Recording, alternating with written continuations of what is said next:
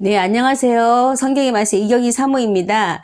르비딘 강야에서 아멜렉 전투에서의 승리, 그리고 사명 유임에 대해서 오늘 출애굽기 17장 8절에서 18장 22절까지 함께 나누겠습니다.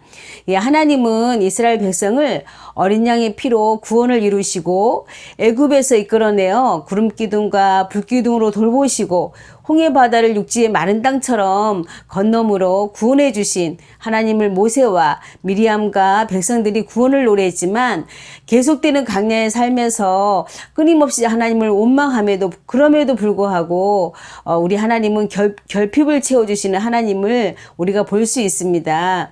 성경 출애굽기 17장 8절, 9절, 10절입니다. 그때 아멜렉이 와서 이스라엘과 르비딤에서 싸우니라. 모세가 여호수아에게 이르되 우리를 위하여 사람들을 택하여 나가서 아멜렉과 싸우라. 내가 하나님의 지팡이를 손에 잡고 산 꼭대기에 서리라. 여호수아가 모세의 말대로 행하여 아멜렉과 싸우고 모세와 아론과 훌은 산 꼭대기에 올라가서 아멘. 르비딤 강야에 이르렀을 때 에서의 손자인 아멜렉 후손 그 아멜렉이 싸움을 걸어옵니다. 르비딤에서는 두 가지 사건이 있었죠. 르비딤 강야에서 반석에서 물이 나오는 것하고 아멜렉 전쟁이에요. 강야에서 물은 생명이죠. 르비딤 강야의 반석에서 물이 나와서 여자와 어린아이 그리고 가축을 제외하고 장정 60만 명이 넘는 이들의 해갈했다는 그런 소문은 르비딤 인근의 파닥의 소문으로 퍼졌을 거예요. 그때 그 반석을 가장 먼저 차지하고자 달려온 것은 에서의 손자 아멜렉의 후손인 아멜렉이었습니다. 모세는 하나님의 지팡이를 손에 잡고 산 꼭대기에 서서 이스라엘을 위해서 기도합니다. 모세가 가지고 있던 하나님의 지팡이는 하나님의 능력과 도움을 상징하는 지팡이였어요. 하나님 모세를 부르실 때 하나님의 구원자로 보내실 때 그 지팡이를 들고 가게 하셨고 그 지팡이는 애굽에서 10가지 재앙을 내릴 때도 사용하셨습니다. 홍해를 가를 때도 반석을 칠 때도 사용되었습니다. 출애굽기 17장 11절 12절 말씀입니다. 모세가 손을 들면 이스라엘이 이기고 손을 내리면 아멜렉이 이기더니 모세의 팔이 피곤하며 그들이 돌을 가져다가 모세의 아래에 놓아 그가 그 위에 앉게 하고 아론과 훌이 한 사람은 이쪽에서 한 사람은 저쪽에서 모세의 손을 들어 올렸더니 그 손에 해가 지도록 내려오지 아니한지라. 아멘.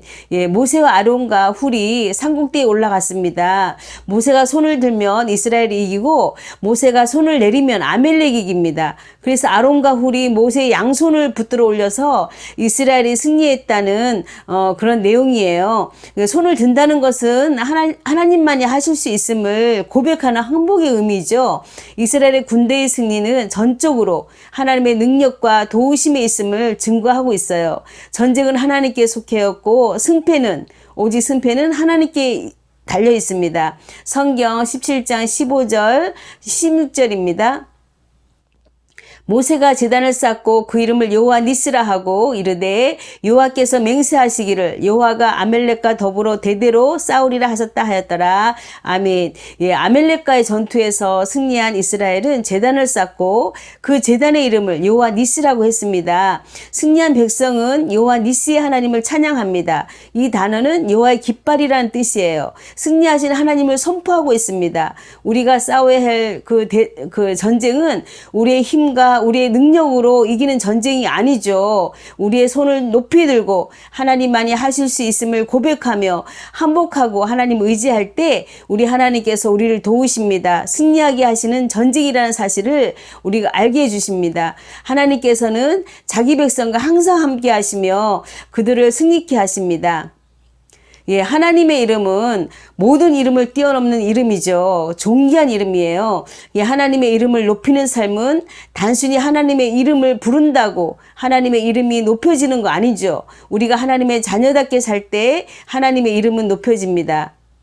어떤 분들은 너무 쉽게 하나님을 말하죠. 또 어떤 분들은 너무 쉽게 또 하나님을 안다고 합니다. 너무 쉽게 하나님의 뜻이라고 합니다. 하나님의 뜻을 안다는 것은 하나님을 아는 것은 하나님의 이름을 아는 것만큼이나 어려운 일입니다. 하나님의 이름에 담긴 신비만큼이나 신비스러운 일이에요. 하나님을 아는 일에 하나님을 믿는 일에 우리가 더 힘써서 그리스도의 성품에 충만한 자 되시기를 바랍니다. 예, 출애굽기는 구원의 책이죠. 6월절 어린 양이신 예수님의 십자가의 피로 제사함을 받고 홍해 바다를 육지의 마른 땅같이 건너므로 성도가 예수와 함께 죽고 예수와 함께 사는 세례를 의미합니다. 세례가 무엇입니까? 옛사람이 죽는 거죠. 예수와 함께 새 사람으로 거듭나는 것입니다. 출애굽기 15장에 모세와 미리암과 백성이 찬양하는 것은 제사함을 받고 새 사람으로 거듭난 후에 구원의 노래, 새 노래로 하나님을 찬양하고 경배함을 말하는 거예요. 구원을 받고 나면 예수와 함께 새 인생이 시작되죠.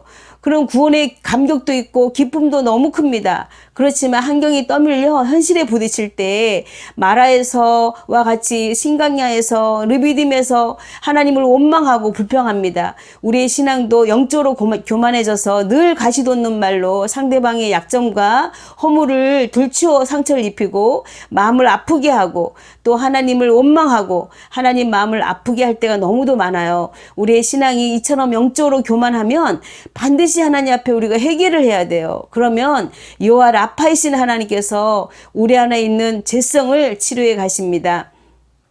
예, 성경 출애굽기 18장 13절 14절입니다.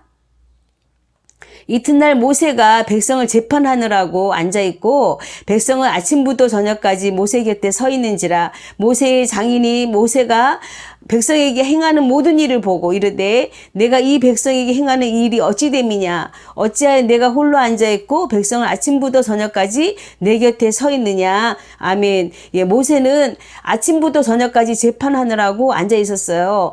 백성은 재판을 받으려고 모세 곁에 서 있습니다.